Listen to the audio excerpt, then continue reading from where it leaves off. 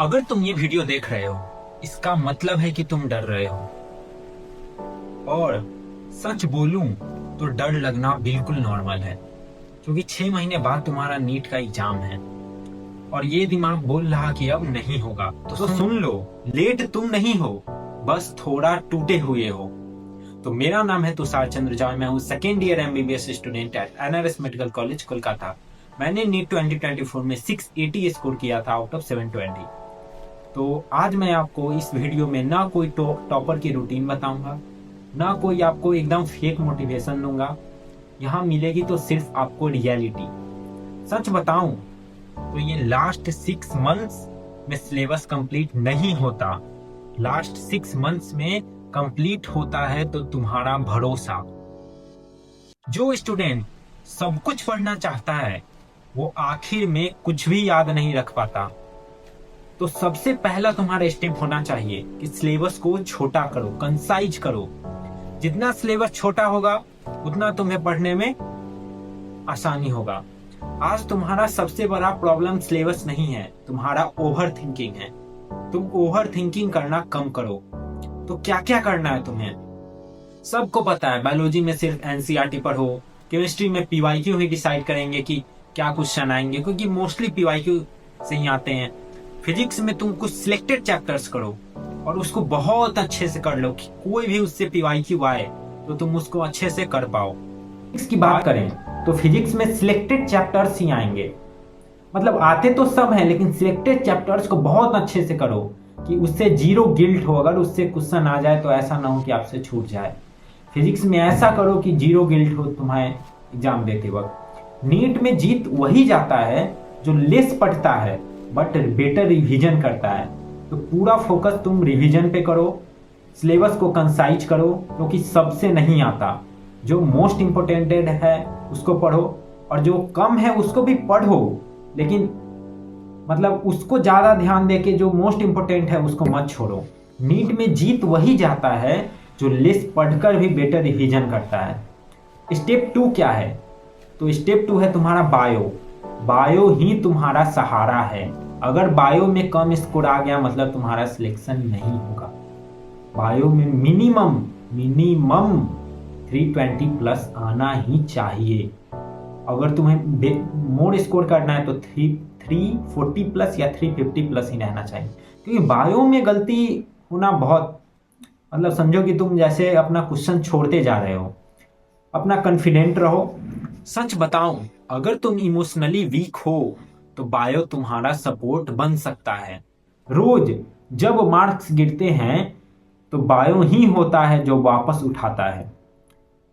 तो रूल क्या है कि डेली 2 से 3 घंटे बायो पढ़ो, लाइन बाय लाइन एनसीईआरटी पढ़ो, डायग्राम को डेली हैबिट में लाओ।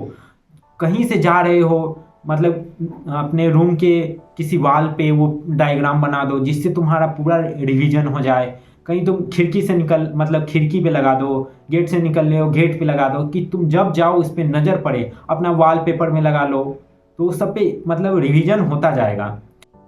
और और क्या करना है कि बायो में क्वेश्चन गलत नहीं होते। मैं बताऊं तो बायो में क्वेश्चन गलत नहीं होते, बायो में यादें कमजोर होती हैं जिसके कारण क्वेश्चन गलत होते हैं। तो बायो में फुल रिवीजन करो। स्टेप 3 की बात करो तो physics and chemistry. Physics and chemistry ही है। अगर फिजिक्स केमिस्ट्री को तुम अच्छा कर लिए मतलब तुम्हारा डर खत्म।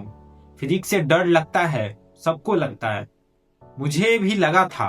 पर मैंने जैसे जैसे मतलब उसको रिवीजन करना शुरू किया, खूब क्वेश्चन प्रैक्टिस किया, मेरा डर खत्म हो गया।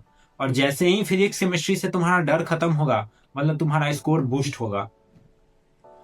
तो याद रखना, नीट फिजिक्स हीरो नहीं सेफ प्लेयर मांगता है। नीट फिजिक्स में तुम मतलब वही तो मतलब इस साल तो हार्ड आए थे नीट 2025 में, तो तुम सिलेक्टेड क्वेश्चंस करो जिसपे तुम 100% श्योर हो और अपने कंसेप्ट को फुल स्ट्रॉन्ग करो। तो स्ट्रैटेजी क्या होना चाहिए? तो रिपीटेड चैप्टर से उनको तुम बहुत अच्छे से पढ़ो, बहुत अच्छे से, उनसे कुछ गलत क्वेश्चन ना हो। केमिस्ट्री में क्या करो? एनसीईआरटी को ज्यादा ध्यान दो नोट्स के कंपेरिजन में, क्योंकि इनऑर्गेनिक केमिस्ट्री में कभी कभी क्या मतलब एनसीईआरटी लाइन से ही मोस्टली आते हैं। तो स्ट्रैटेजी क्या है कि जो चैप्टर जो चैप्टर तुम छोड़ते हो वही एग्जाम में बार बार आता है। तो किसी भी चैप्टर को छोड़ना मत, सबको थोड़ा ना थोड़ा टच कर लेना, और लेकिन जो मोस्ट इंपोर्टेंट है उसको ज्यादा टच करना। टेस्ट एंड टूटे हुए मार्क्स। टेस्ट के बाद जब स्कोर गिरता है तो सिर्फ मार्क्स नहीं गिरते, उसके साथ कॉन्फिडेंस भी गिरता है। लेकिन सुनो, एक टेस्ट तुम्हारी कैपेबिलिटी डिसाइड नहीं करता। गलतियों की डायरी बनाओ, जो तुमसे गलती हो उसका डायरी बनाओ, क्योंकि ये टेस्ट बस तुम्हें ये सिखाना चाहता है कि वो गलती तुम दोबारा मत करो। मार्क्स टेस्ट में नहीं आते, तो मार्क्स को बढ़ाने के लिए तुम रिवीजन करो। जो क्वेश्चन गलत हो उसको डायरी में लिखो, उसको रिवीजन करो दोबारा टेस्ट देने से पहले। तो अगर तुम्हारे मार्क्स टेस्ट में नहीं बढ़ते तो मार्क्स तुम्हारे तब बढ़ते हैं जब तुम हार के भी पढ़ते हो। ऐसा नहीं कि इसमें कम मार्क्स आ गए। बहुत लोग तो करते हैं कि वो टेस्ट ही देने अटेम्प्ट करने नहीं जाते कि आज मैंने ये चैप्टर नहीं पढ़ा है, ये चैप्टर का टेस्ट है तो मैं टेस्ट देने ही नहीं जाऊंगा। ऐसा बिल्कुल नहीं करना है, टेस्ट तो देना ही है। लास्ट 6 मंथ्स में बात करूं तो ये तुम्हारा सबसे बड़ा फाइट होगा। तो इसमें सबसे बड़ा फाइट तुम्हारा सिलेबस से नहीं होगा, तुम्हारा होगा सबसे बड़ा फाइट तुम्हारे दिमाग से। कंपैरिजन कंपैरिजन तुम्हें पीछे खींच रहा है। अपने आप को किसी से कंपेयर मत करो। तुम खुद में एक जीनियस हो, तुम अपने आप से कंपेयर करो। तुम कल जितना थे उससे बेहतर बनने की कोशिश करो, दूसरे से कंपेयर कभी मत करो। फोकस करो, जो चीज करो उसको फोकस और कंसिस्टेंसी के साथ करो, वो तुम्हें आगे ले जाता है। और मैं फाइनली बोलना चाहूंगा, 6 महीने बाद तुम या तो कहोगे काश थोड़ा और ट्राई कर लिया होता, या फिर कहोगे मैं कर गया। डॉक्टर बनना टैलेंट का नहीं, डिसीजन का गेम है। अगर तुमने एक बार डिसीजन बना लिया है तो तुम डॉक्टर बन जाओगे। मैं बोल रहा हूं, अगर तुम्हारा मन नहीं है डॉक्टर बनने का तो तुम छोड़ दो। सिर्फ एमबीबीएस करना ही तुम्हारा मतलब, ऐसा नहीं कि तुम एमबीबीएस कर लोगे तो तुम्हारा लाइफ एकदम सेटल है। अगर तुम मन से डॉक्टर बनना चाहते हो तो तुम इस फील्ड में आओ, अगर नहीं करना चाहते तो अभी ही छोड़ दो, क्योंकि जब तक तुम्हारा मन नहीं चाहेगा तुम कर नहीं पाओगे। अगर तुमने आज डिसाइड कर लिया कि तुम्हें नीट ही करना है तो कमेंट में लिख के जाना 6 months is equal to selection.